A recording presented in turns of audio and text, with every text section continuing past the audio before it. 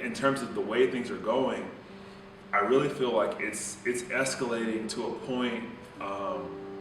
In the last 3 or 4 years, we've had a ton of conferences that did a lot of realignment, where you had schools moving all over the place. The Pac-10 expanded to the Pac-12, and they had Utah, Colorado, the SEC, the Texas A&M in Missouri, the Big Ten.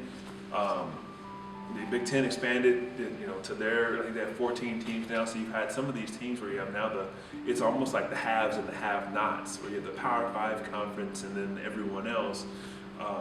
And just my personal opinion, I feel like it's going to escalate to the point where those Power Five conferences are going to get to the point where they're saying, well, why do we need to be governed by the NCAA? We can do everything the NCAA is doing by ourselves.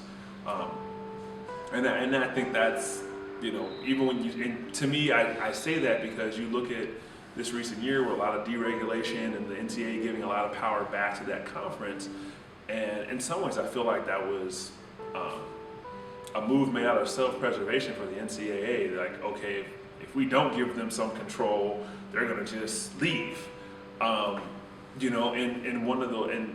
if you really think about it, the NCAA has no control over a team like an Alabama or the SEC saying, we don't want to be a part of you anymore. We're the SEC. Like, they can do it on their own. Big 12, Big 10. A lot of these conferences have deep roots, have tons of support, tons of corporate support. They don't need the NCAA to be able to support them, to be able to play football games.